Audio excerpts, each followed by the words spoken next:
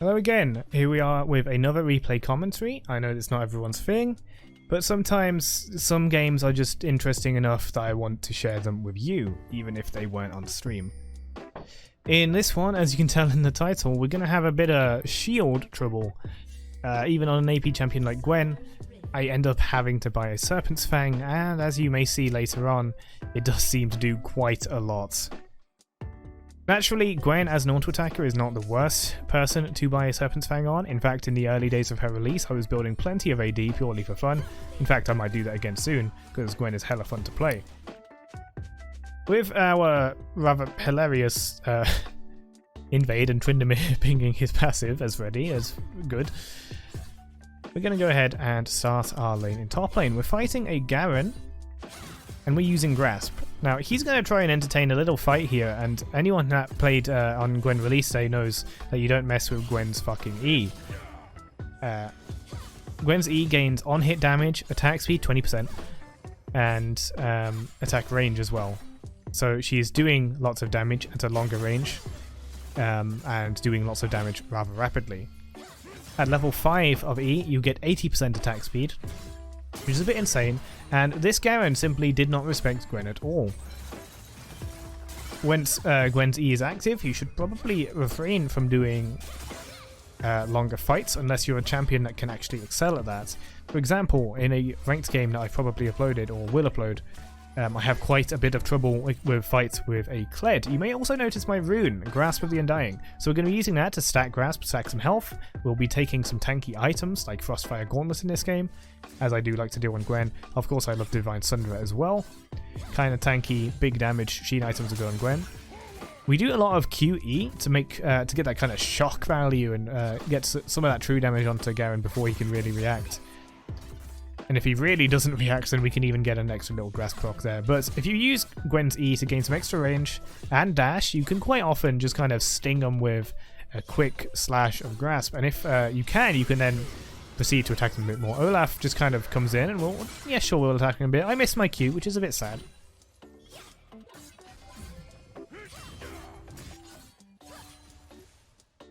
Trying to attack Garen whenever I can, that's so his passive doesn't stay up and regenerating. Okay, so as for Gwen items, we haven't talked about Gwen very much on this channel, at least not very often and not for a while. Doran's Blade is just really good, particularly if you are able to be aggressive, but if you're playing in a lane where you kind of die a lot, or if you're really behind, Doran's Blade can suck a bit.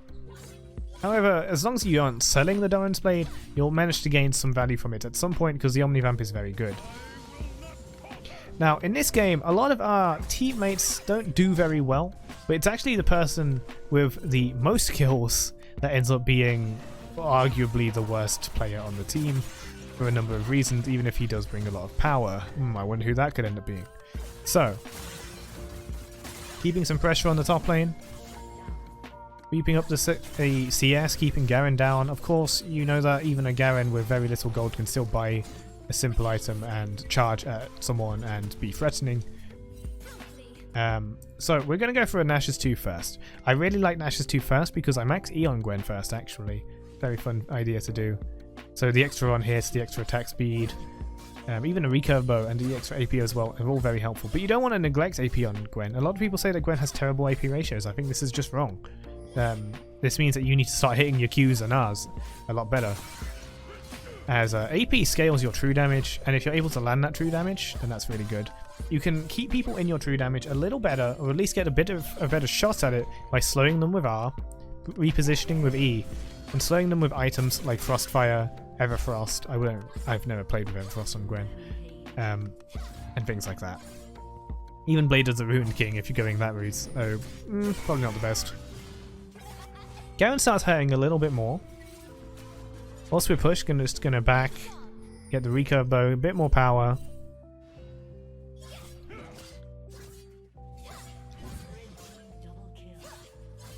But Garen's little silent spinny combo getting a bit more deadly as he puts more and more levels into, I'm guessing, his Q. Considering the impact of that just now, free bone plating.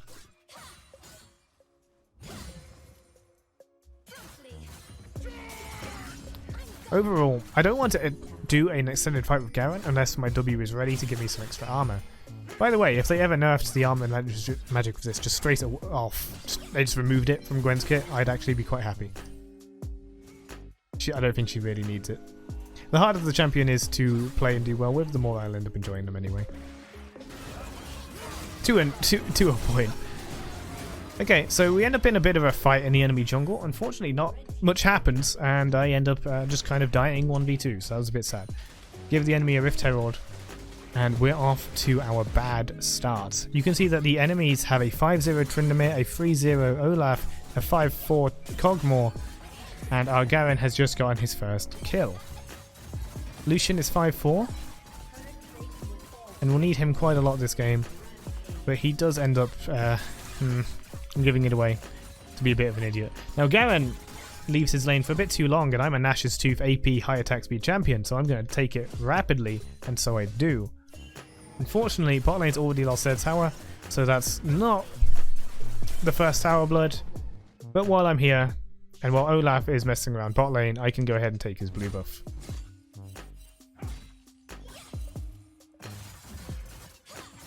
Maintaining the stalemate with Garen because I don't want him to burst me down and get me into ult range.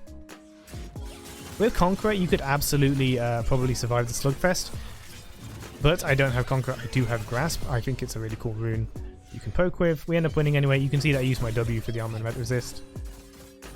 Someone, I'm not sure, maybe Garen or Olaf pinged the Kindred mark on the Gromp, which is kind of hilarious because Dragon is coming up very soon. It'd be hilarious to see Olaf over there, and then we just take Dragon, but that's not happening because I forgot why. Anyway, catch the Olaf. Now I'm Gwen. We shred. We do miss our Q here. There's another interesting thing that happened here. Now I mess it up here. Oh, I might not have it up. Oh, I don't have it up. Oh, I did mess it up. So an interesting thing I chose for this game. Normally you see a lot of Gwens take Ignite Teleport. I think that's pretty cool, but I took Exhaust Teleport because we have no CC on our team. We have Maokai. And that is literally it. We have Maokai. So I decided to take Exhaust, and that also happens to be very appropriate against their carries, their Tryndamere, their Olaf, primarily for now, and then later on their Cogmore as well. Now, as you can see, we're kind of at their mercy with all their damage, so I buy some tankiness. We have a Tabbies, and now we're getting a Sunfire item as well. I always call Bammy Cinder Sunfire, just easier to say, it's more memorable for me. Tryndamere is just going to spin on Kindred and kill her in about 3 auto attacks. Such is the life of a Trond, who is 8-1 by the way, with a Gale Force. Very, very aggressive. Just have to focus on farming, because if we're not strong enough to help our team, then we can't help our team. And that's a simple fact that most people will forget. This is how I liked to play on Master Yi back in the day a lot, and now I do the exact same thing on Gwen, focusing very strongly on farm. I do the same thing on Skarner as well, but farming the jungle has been a lot harder lately. 1, because you have these shrines you have to capture, and 2, because map control seems to be lost within the first 10 minutes. Luckily, we have 2 turrets on top lane. I'm going to try and secure another Herald. I say we should get out. Kindred does try to save it using an ult, but it's not going to be enough, and the enemy will get it. Bad Baron call, maybe. Tryndamere very aggressive, goes very forward, ends up dying, doesn't press R. We all know how that feels if we've played Tryndamere before. When you think you've pressed it, but your 30 MS or whatever stopped you. Or your 40 or 50, 100 MS I've had at some points. Gangplank, he died. As you can see, the scores are not looking very good. The only people with positive KDs are me and Lucian, and mine is going to change for the worse probably in not too long.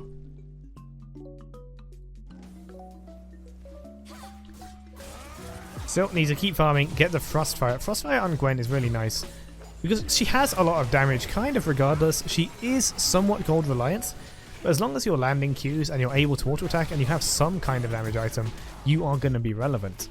And if you're able to maintain that smaller amount of DPS by being tankier, then you may end up with higher damage output in the long run.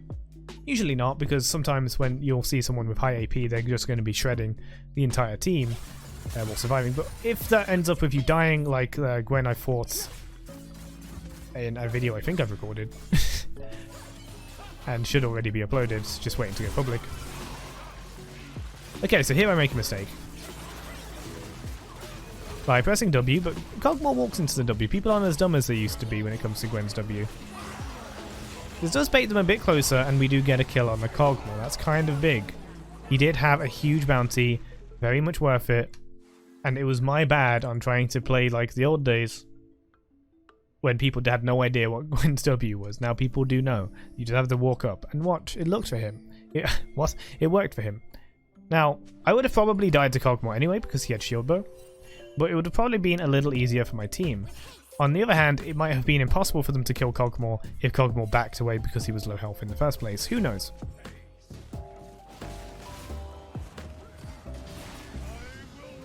I attempt to keep Tryndamere back, and then we try to focus the Olaf because he's a jungler and I'm an anti-tank Gwen.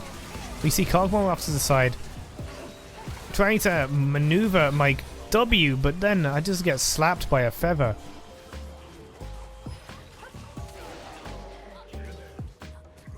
Big yikes on the movement on both of those versus the Kog'Maw passive. Lucian is... oh god, I remember this. Lucian is going to now focus on the dragon.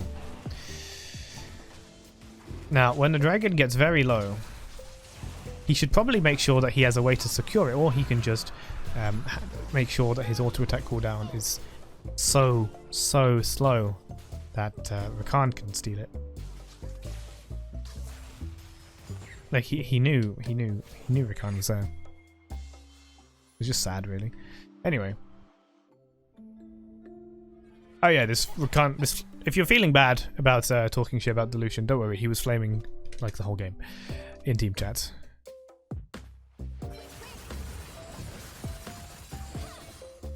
Snip up the Krugs. We've got an Oblivion Orb. We need that against their team. Their Gordrinker, their Omnivamp, their Ravenous Hunters, etc. Their Shield Bows. And you can see we also have a Kindle Gem. I forgot what that's going into. I think it's a Randuin. Yes, it's a Randuin. With their Kog'Maw and their Tryndamere. And be very good at lowering their DPS. And in general, just a good tanky item for this kind of situation anyway. We're constantly on the defensive, just taking what farm we can and looking for good opportunities, which we don't always get. Other times we're just messing with them. When there's nothing else to do. Tries to defend top. Olaf is going to take this tower. No, he's not. Man, I have so many games in my memory, I forgot what happens in each of them. Once again, back to farming. It doesn't matter too much that I'm pushing for an objective or not. I just need to farm, I need to divert enemy attention, and I need to get bigger. You can see we've got the Warden's Mail now to reduce enemy damage. Right now, reduces damage by 14. Very nice.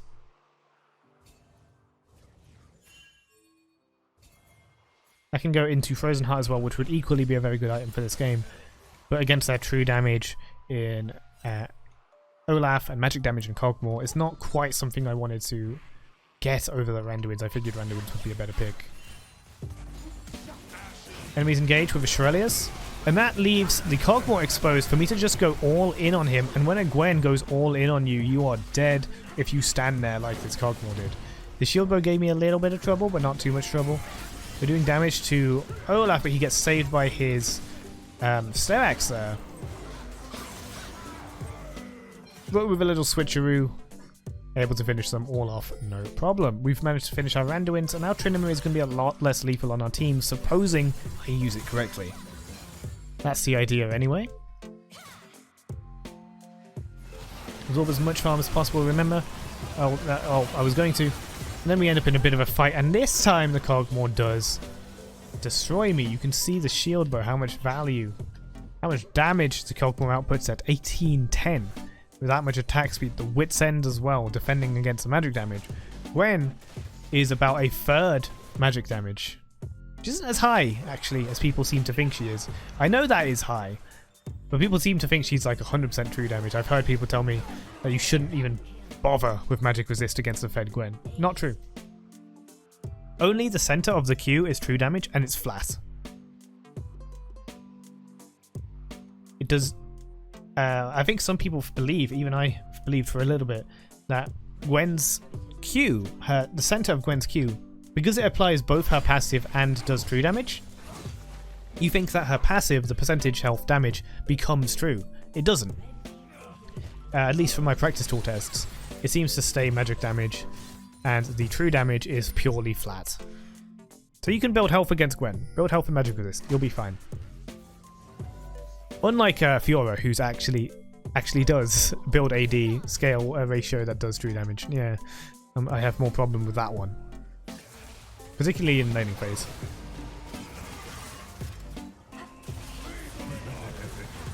Enemy's very scary. Olaf taking a little bit of a massage from our Lucian there. And Garen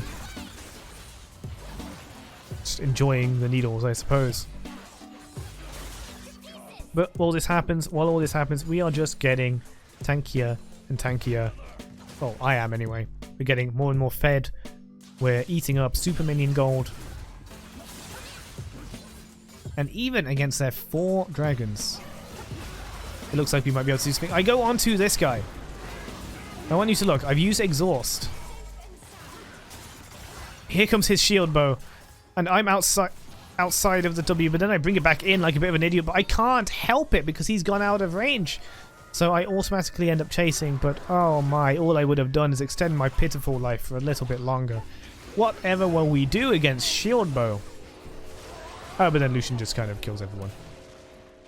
So I did my job as a tank. It's all good. Both our AD carries survived, and the good Maokai. I really like this Maokai. He was chill. I'm able to win it for us there.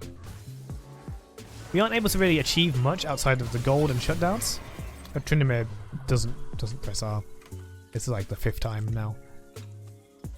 So we remind him what he can do, because we all know what it actually is. We all know that we just press R2 late, or we press R2 late without considering lag and things like that. Again, a bit more farm here. Pushing the bot lane is always nice to relieve some pressure off the Baron. Sometimes it can be terrible because they'll be like, oh, they're bot, and then they go for Baron. Now I have to go back and defend because no one's defending, and we don't want to get tons of minions in our turret just massing, because then that's going to give the enemy a free Baron, or us dying or becoming chaotic. Of course, Lucian pings me for defending.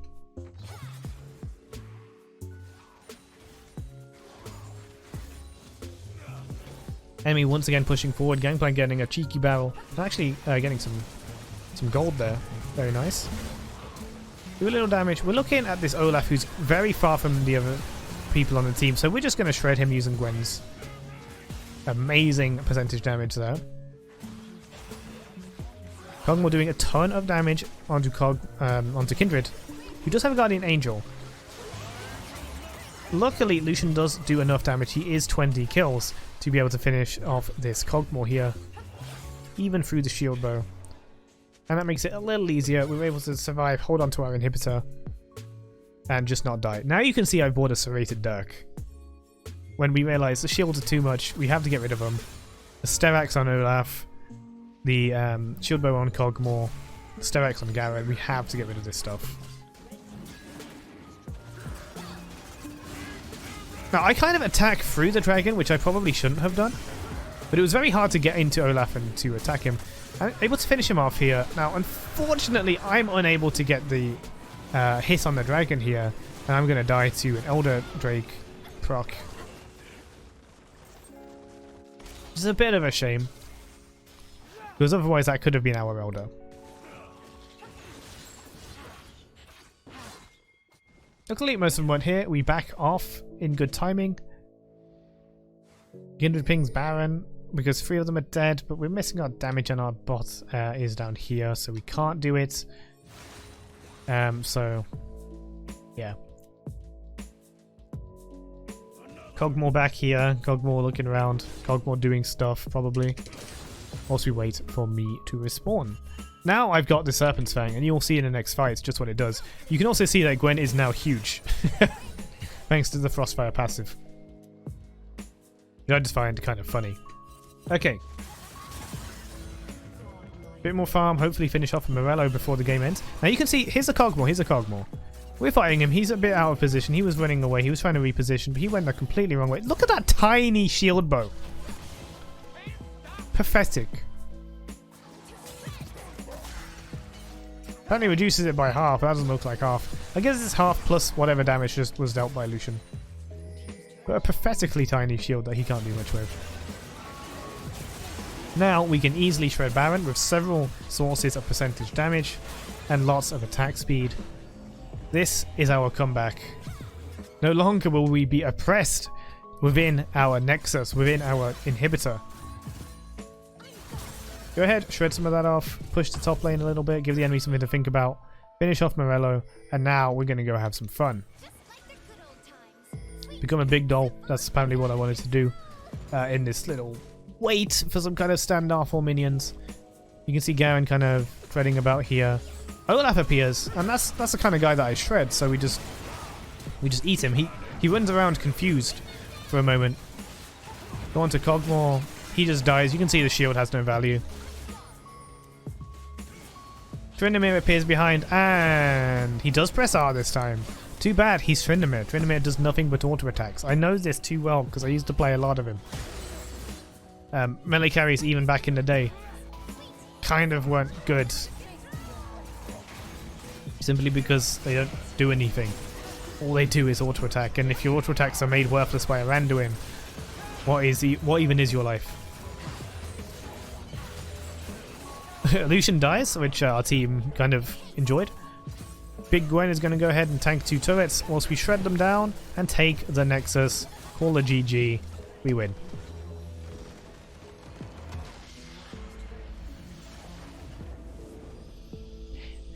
Now, if you were expecting the Serpent's Fang to be an early purchase, I'm sorry, it did take quite a while, but you can see the impact was definitely very powerful, and we were starting to come back quite hard, so I don't think it wouldn't a game necessarily, not nearly as much as perhaps Grievous Wounds and other things like Randuin's may have done, but it definitely had a massive impact on that Cogmore. Who knows what could have happened if he went a bit more insane.